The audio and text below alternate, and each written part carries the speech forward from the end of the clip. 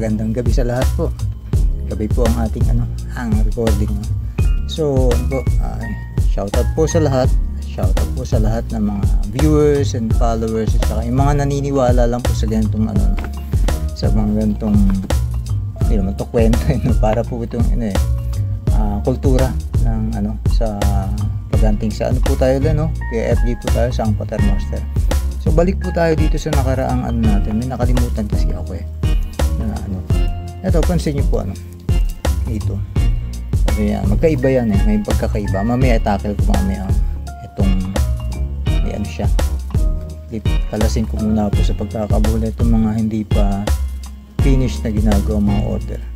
So ito po pala kasi ang pintas na ito ng protection pendant na tinatawag natin pang kaligtasan sa mga biyahero, mga araw-araw na lumalabas, kumikilos sa labas o kahit saan, kahit sa bahay, sa paligid o paligiran. So pansin niyo po yung ating mga pendant ito po pala kasi ay merong pala tong kasamang libreng pamahid sa panlinis ba yun? Consecrated oil po yun. Langis na papahid nyo sa mga gustong bumili nito magkaroon nito. So yung pong langis na yun ay pinapahid pala dyan pang every Tuesday and Friday, anytime po pinapahid yan yung panlinis o pampaligo sa kanya, yun ang pagkain niya, yung mga orasyon, dasal po yung langis na yun. So yun pong nilalagay niya sa pendant na yan. Ngayon yung pong ng langis sa daliri ilalagay, papahid yan, syempre malalagyan ng langis yung daliri natin. Yun po din yung pinangaaltanda natin sa noo so maliit lang yung bali, parang nyo lang, the name of the Father, of the Son, the Holy Spirit, o kaya sa ngalan ng Ama, ng Anak, ng Espiritu Santo, Amen. Tapos in Jesus name save me, o iligtas mo po kami. Sa ibang salita ay salva me, sabi nga ganun. So yun nga po, may kasama siyang oil. Yung ding oil na yun, ang pamahid dito na pang-altanda sa noo, pwede rin naman pang-altanda nyo sa cross. Yung common po ng Catholic pag-aaltanda ng sa noo, sa bandang puso o tiyan, sa magkabila ang bahagi ng balikat.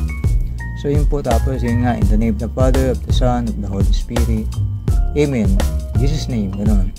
So sa ngalan ng Ama, ng Anak, ng Espiritu Santo. Yun po yung langis na hindi ko po hindi ko po mapakita sa susunod siguro papakita or parang surprise po yun kasi nga eto po kasi yun ang previous niya sa mga bibili nitong dalawang to.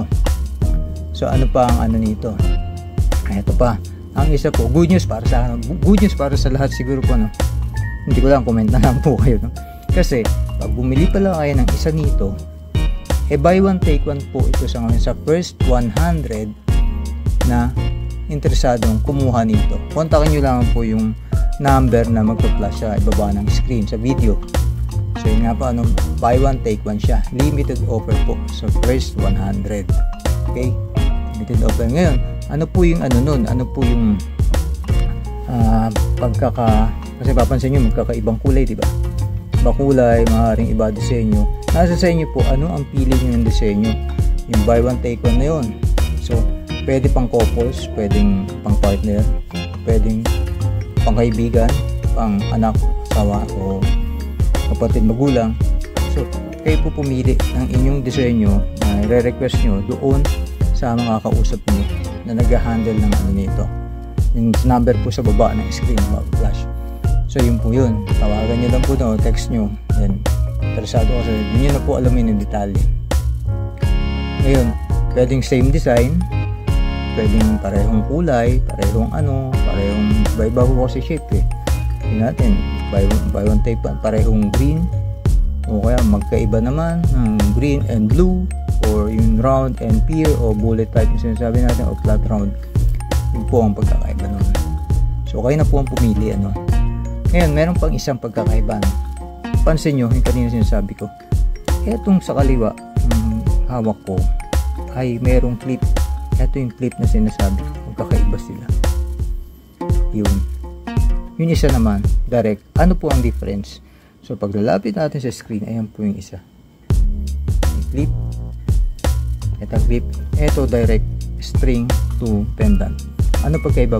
Sa akin po sa akin opinion ko lang po kung sa tibay, matibay po itong direkta sa Pero nasa inyo pong pagpili anong gusto niyo, kasi ang nito is parang fashionable kasi ito Kung susutin po natin to, hindi naman sasabihin ng iba na kung ano yan. Magtataka lang anong klase, ibang klase yung disenyo ng mo. Kasi po ako, pag nagsusuot ako nito, napapansin lang agad, ano yan, kaiba naman yan, ano ba yung yan. Dati pa po, mahilig ako sa mga kakaiba, So, ganito po yung nila. So, yung tibay, pag tayo sa tibay, mas matibay po yung direct sa string kaysa dito. Pero nasa inyo pong pag-iingat kung paano iingatan yung ganitong klase ng pagkakagawa. So, yun po, kung ano yan. Ngayon, isa pa pong tanong, ang karamihan tanong. Sabi, yan ba hindi bawal sa mga napupuntahan? Di ba, karamihan po sa mga may mga amulet, mutya, mag-iimat o anting marami pong bawal. Dito po itong mga gagamitan na to.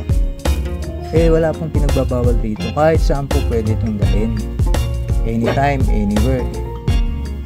Anyhow, lahat ng kahit anong oras, okasyon, pagkakataon, panahon, pwede po yung dalhin. Kasi po protection yan. So, ang lang po nito, kung kayo magdadala, medyo para sa akin din po, opinion ko lang.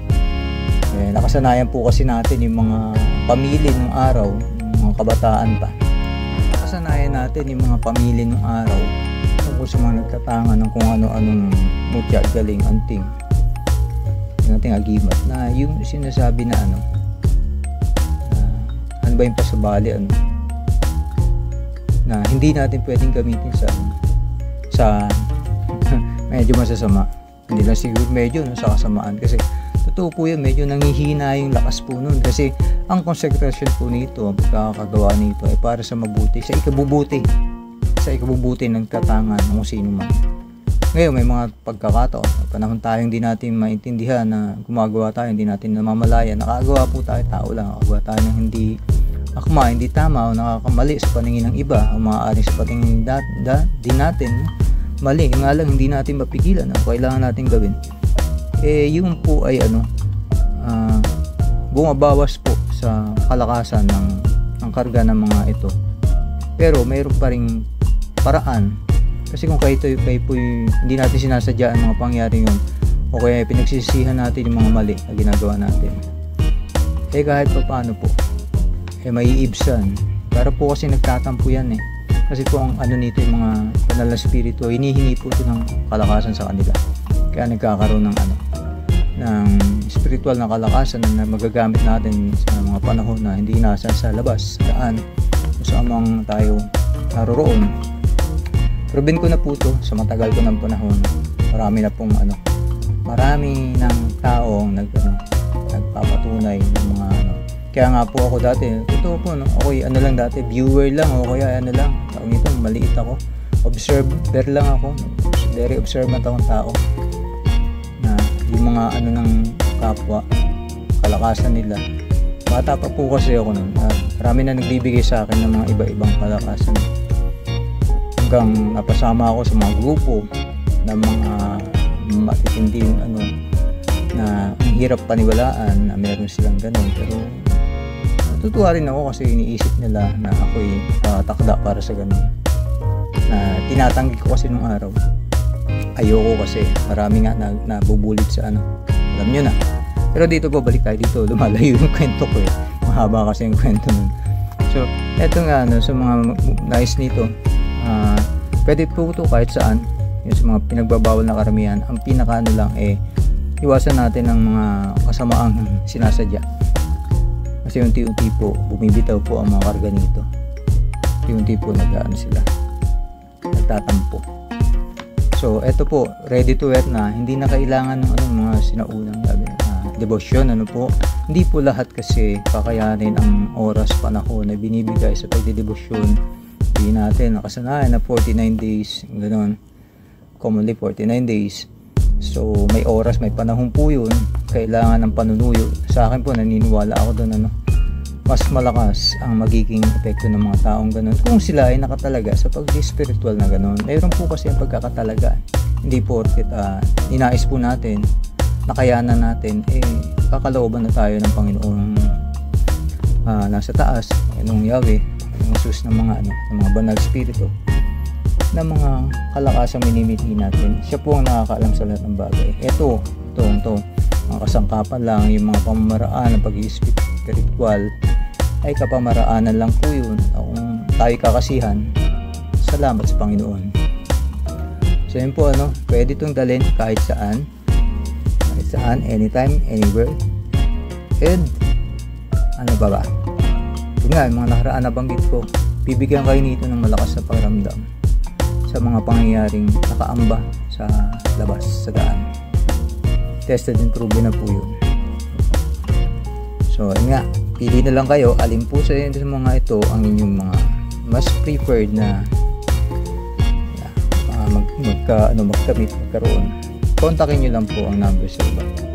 Okay po, ito po yung basic nating yung basic na design na nilagay. Then yung mga sinasabi kanina na promo, under promo, o yung mga freebies, mga oil. Pero pa po yata sa mga susunod na hindi ko pa kabisado yung ibang nila, ibang previous nila, tsaka ibang nito, inclusion po sa mga ito. Okay po, shoutout po sa lahat na mga naniniwala lang po, sa lahat na nag-i-spiritual, mga kapwa nag-i-spiritual at naniniwala sa mga ganitong talakayan. Shoutout po. Tapos sa mga subscribe po kayo, like, share, comment po kayo sa sa baba. And huwag niyo pong kalimutan, pili po kayo ng inyong gusto. Chat nyo lang po o text yung number sa ibaba ng screen. Okay po, maraming pong salamat. God bless po sa lahat.